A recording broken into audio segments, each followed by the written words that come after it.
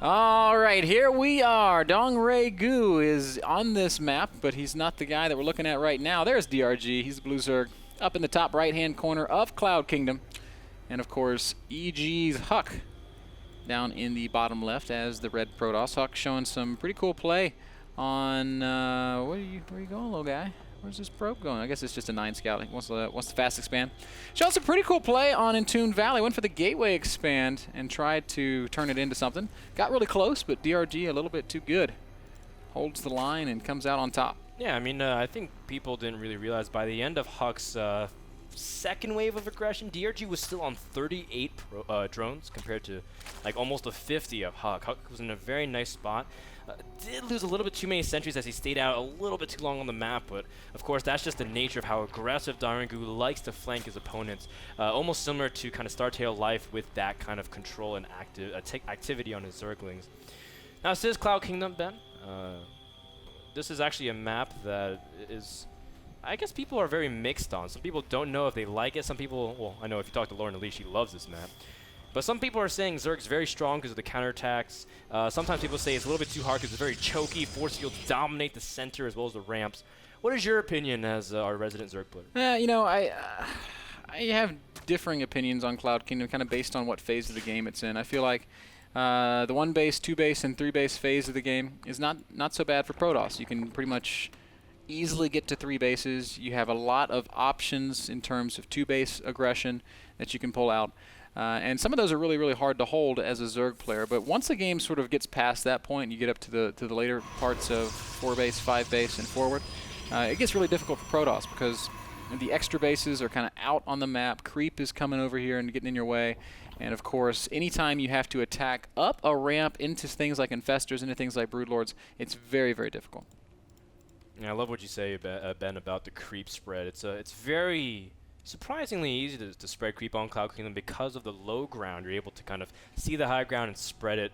And it just goes both ways, and especially since, again, because of there's so many alternate paths to get to your opponent, having creep spread is so valuable. Although we see some Protosses, they're a little bit indecisive of how they want to attack, especially if they're going for that huge 2-base Immortal attack that we see a lot on Cloud Kingdom. They tend to either favor the back hallway or even go up the ramp. We'll see if Hucks choose to do that because we do know that Huck loves early aggression. Yes, he's definitely a player who's made a career out of being aggressive, and he's had a lot of great successes hinging on the back of that style of play. It's been a little bit harder for Huck here in recent months, but even when you speak to recent months specifically, we're starting to see maybe a small Huck resurgence, having a couple nice results over out of Korea as we prepare for like the end of our tournament season. So I think Huck definitely has a lot of light to still shine on the StarCraft scene. Fast 3 bases here out of Dongraegu.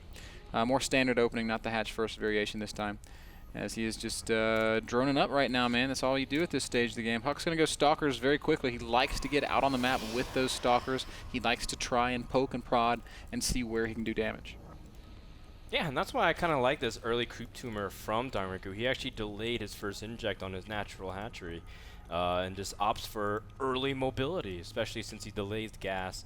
Not the worst choice in the world. You can see Huck just moving out, trying to see if he can scout that third base, maybe get a general sense of the timings, as well as he's able to maybe pick off a Zergling or two. Yes. Ultimately, it'd be great if he could kill a queen. I don't think Dongraegu would ever allow for something like that. We saw Huck try really hard on Entombed Valley to achieve that same goal, but DRG is just a fantastic player. And as you pointed out when we started this series, Dongraegu is not a guy that is easy to cheese. You're like little pokes like this Stalker poke. Yes, he's gonna damage this queen, but DRG is so good against these early forms of aggression. No, it's because DRG is not really a minimalist style. He doesn't try to get by with the littlest amount possible. He's willing to overmake units and try to punish his opponent if he has way too much stuff.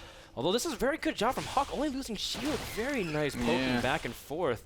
There is a sentry in the middle of the field. I think Huck kind of misfired that, but still, I'm actually very impressed with how much damage Huck's been able to do with this. Yep, Dongraegu's just going to switch queens into the natural queen up and the third queen down to the natural. Even forcing a spine crawler is Huck here. So that's fantastic play, really getting his money's worth out of these two Stalkers. He has 7 kills on these Stalkers. He's forced DRG to invest in a spine crawler. He's forced DRG to make extra Zerglings. And he's just been been a nice little thorn in Dongraegu's side here. And he's going to start picking away at the spine crawlers. Eventually, Huck's going to have to give this up, though, as Zergling's speed is about 25% complete. And you do not want to be out on the map when Ling speed finishes. Oh, wow. Huck just barely evading a huge Lynx around. Although, again, Huck has been transitioning over to some gateway production for some early aggression if he wants to poke out. Again, nice kiting on some of the Zerglings. They're very weak. Just has to poke them down. Dongraegu got dropped also a pretty late Roachborn, but he's also opted not to make roaches in general, just trying to go back to his drone. But he's actually optimizing his +1 carapace instead of a +1 attack of any kind. Yeah, that's an interesting decision.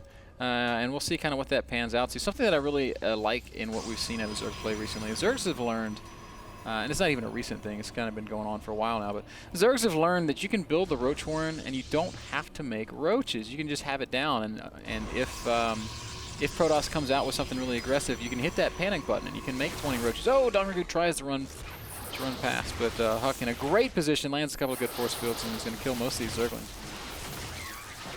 Huck also sending 4 Zealots to the 3rd base. Dongraegu doesn't really have much stuff. He's pumping out a couple of roaches, but for the most part, just in the middle of teching. Whoa, a quick tech also to Infestation Pit. Very, very early as well, considering how he hasn't really been able to make any units. This is very greedy, but of course he sees the 3rd base attempt from his opponent, so he knows Huck isn't planning on getting super aggressive. Great play here at the 3rd base by Dongraegu. Loses a spine crawler, kills the Zealots. So very minimal losses in that regard. Huck's still out on the map right now, taking this 3rd base. Something that Huck does very well that is just awesome is he uses his aggression to secure his macro. He is always doing something behind these attacks. And the way Huck does it, I don't know if there's anyone else in the world that can really pull it off quite like he does. Certainly if I tried to play this way, I would lose the attack and then I would lose the 3rd base. But Huck, he keeps his units alive for so long. It's that top 3 control that people like to joke about, but he really is one of the better micro players, definitely in the foreign scene and even internationally. Yeah, I think so. Huck does have a lot of Zealots in the middle of the map. He's actually been favoring Zealots early on, delaying Blink pretty considerably. People used to go Blink very early just for the multiple uses for both attack and defense. But instead, he's leaning Zealot heavy early on, I guess, to fend off against any kind of early pressure, utilizing force fields. Well, now he's also starting to corner boost out some Immortals. But that's really good news because Dongraegu has very early Infestors as well as an early 4th base. I feel like Dongraegu has all the things going for him in this game. Ooh, big Zealot run by up here in the natural expansion of Dongraegu. A nice fungal lands by that Infestor and will keep these Zealots rooted in place, so minimal damage going to be dealt here. A couple of drones will die. Queen's going to take a bit of a beating, but ultimately DRG is going to clean that up. Another small detail of Huck's play that I like here, check out the placement of his robotics facility. It's at the 3rd base. It's where he has to defend. These Immortals do not have to walk far in the case of a big roach attack. It's just a cool thing to see. Nice foresight there. DRG already up to 4 bases. His tech is fantastic. He can start his hive anytime he wants. Right now he's just dumping his gas into Infestors as we do see the Spire go down. So I guess we'll be seeing that hive any minute now. I agree, Ben. It's kind of like your heavy hitters in baseball, like your David Ortiz or like the Big Papa on the Red Sox. You know, Barry Bonds. Don't make him run too much. Just let him hit, pretty much. This is the Barry Bonds Immortal. Well, take steroids, break the world record. His shoulders definitely look like he has been injecting something, Ben. But he's going to need all the strength possible to hold off the Zerglings and Roaches and Infestors if Dongraegu chooses to go for it. Now, he doesn't have to drop Fungals. He can do Infested Terrans because without AoE, this Protoss composition actually does struggle with a massive amount of DPS with those Infested Terrans. And Dongraegu is taking the back route as well. And Huck is not very well positioned for this. He does have the pylon wall. DRG's just going to break this down, though. Like you said, Dan, he's going to start dropping those Infested Terrans, and they will be very, very good at forcing Huck to disengage from this position. Immediately, Huck backs up. These pylons will all fall. Huck's doing an okay job so far of minimizing the losses, but this attack is not over yet. Oh, he's also rallying some units directly to the bottom of the ramp. Lots of force fields burned. Excellent denial of the Infested Terrans from being able to move any further. Although Dongraegu, he only spent energy really, and at the same time so did Huck. So overall, kind of an even trade. Although Huck trying to move out to the middle of the map. This is also the aggression we saw in game number 1. Is he going to be able to pick off some of these infestors? Oh, he wants to, but there's Zerglings here. He's got to be so careful. Great warp in here by Huck. This warp prism, very key. Zealous warps in right on top of this arm. Is going to make the Zerglings a lot less effective. Oh, big aggressive blink as soon as it finishes, but every Stalker gets fungled. And more Zealots. In fact, the Immortals also tucked very nicely behind everything. There's not enough energy to chain fungal. And Huck is, what are you going to do here? Last time on episode 1, guys, we saw Huck blink forward and get caught. He's playing a little bit more cautious. You can see Huck's definitely learning what to do. Now sending his Warp Prism to be more aggressive, but returning back home. And I think this is the right decision considering how many units DRG made. Yeah, DRG's maxed out. Huck's at 130 supply. Overextending in that circumstance would have been GG. And he just didn't have the energy. He didn't have the sentry count. Although his immortal count's quite high, roaches are not going to be that scary. But here comes Dongraegu, and we're going to see just how good these immortals really are as DRG immediately disengaging from that initial skirmish. Yeah, I think DRG realizes he can't break Huck. He just wants to make sure no 4th base. Get up his Broodlords, and I think he'll be in a nice position. Even starting the Spinecrawler wall to make sure counterattack paths are shut down. Huck also transitioning to Colossus while also doing his Templar and Stargate transition, but of course he's going to be limited by gas for a long time. Can't really afford to squeeze out Colossus and Archons while reinforcing with strong units. Couple Stalkers get picked off, or almost get picked off. At least one Stalker falling there, so nice play out of Dongraegu as he continues to be aggressive around the map. Warp Prism in the natural expansion. Going to try and do a little bit of damage, but oh no! Spore Crawlers are really good against that. Over in the middle of the base, middle of the map as well.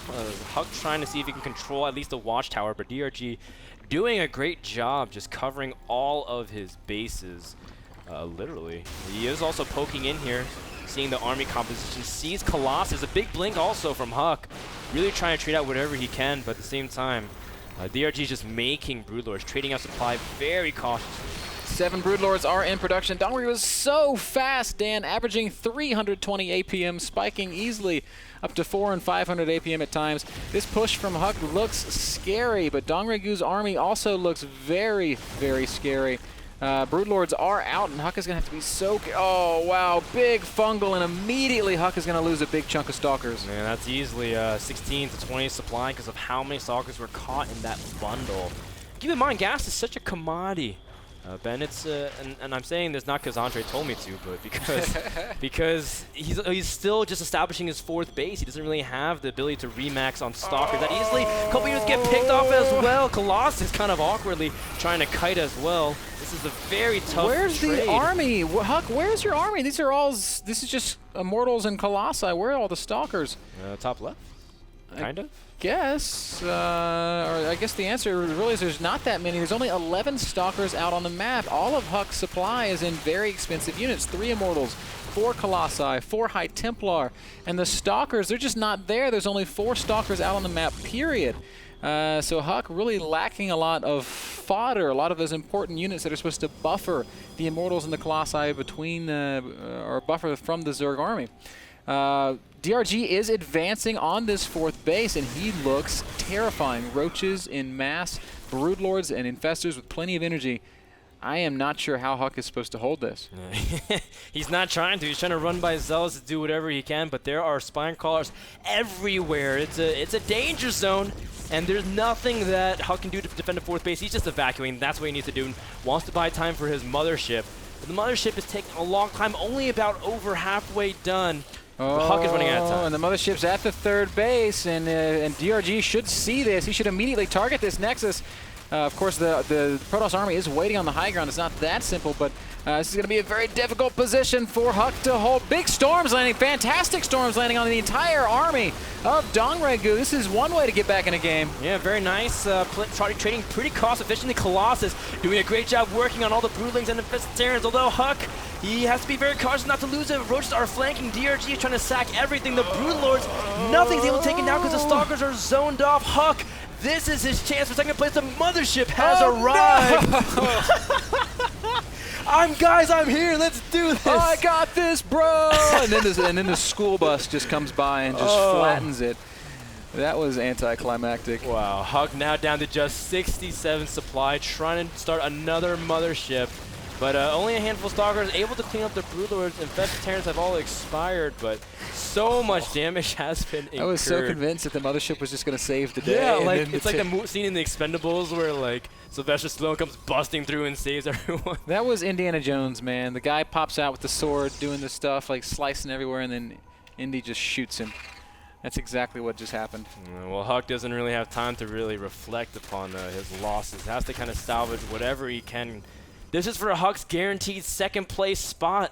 But Dongraegu, the hardest opponent yet for Huck, has a huge stop sign in front of his face. Yes, sir. It says, you shall not pass. He's dressed up like Gandalf. As third base is once again shut down. Ling's just kind of being thrown at Huck right now. And Dongraegu is, I mean, he's got this one in the bag, man. He's got 9 Corruptors out on the map that can be morphed in Broodlords, 14 Infestors, and everything else he's just pumping into Zerglings. 56 well-upgraded Zerglings. They have +3 attack upgrades, and they are everywhere at once. You can see Huck just waiting for his last mothership. This is all he's got. He has to expand over here, although, again, Dongraegu being very cheeky, burrowing one Zergling. No, just actually burrowing all his Zerglings at every base, making sure Huck can expand. Oh. Maybe he can catch some units as well with these Zerglings. Nice storms going down there, softening up the Lings, and those Lings are all going to ultimately die, but really, to what ends does it even matter, as there are now 11 Broodlords out, 14 Infestors out, and the production tab shows us that there's more on the way. 6 more Broods, more Zerglings, more upgrades, more Spine Crawlers, more of everything. And Huck just can't produce, man. He's distance mining from his third. He's got no hopes of taking a fourth. He has one army, and if he's going to win the game, he's got to do it with this. This is the SEAL Team 6. The most crack squad group of Protoss units that you've ever seen. These guys, I hope they did their Tough Mudder training, Ben, because these guys are in for a very bumpy ride. I mean, look at these probes. Their commute is so long. They're not able to get resources. Huck can't even really make units. In fact, he doesn't even have enough minerals, really, to make any units. You could warp in a couple more Templar. Stalkers are going to pick off some... oh, Neural trying to go down on the mothership. DRG doesn't even care. He's just throwing everything he has at Huck. It was a very sloppy engagement. Infestor's basically just insta-gibbed. But, whoa! Newerth on the mothership, but it doesn't really matter. Huck instantly kills it. Broodlords did clump up. But there's actually 5 Queens with full energy to transfuse. And only 2 Archons inside the Vortex. Third Archon's going to join the mix. Maybe, just maybe, these Broodlords actually dying very quickly. Huck trying to make something happen here. Takes out about 70 of Dongraegu's supply, but unfortunately... T-button micro transfusing the Broodlord as much as he can. And all of a sudden, 3 Queens are out of energy after a big series of transfuses. Huck valiantly holding as best as he can, but there are too many Stingrays in the sky, Ben. That's a good way to say it. That was a very valiant last stand by Huck. But sadly, there's just no chance of creating the units he needs to deal with even these last couple of Broodlords. Dongraegu's going to win this game. He's going to win this series, and he is going to ruin Huck's hopes of at least having a free pass over into the playoffs. GG gets called. Dongraegu will finish out the NASL season with a record of 4-4. That's right. 4-4, and he actually only lost a single match. Yeah, he actually only lost one series legitimately, and that was to Polt in one of the best series, I think, in NASL Season 4. One thing that's actually really funny is that Dongraegu's 4-4 and exactly at 0 map score. So literally, Dongraegu, according to our measurement, is the most average player in NASL, which is not the case at all, but at least the North American Star League, where Dongraegu is average.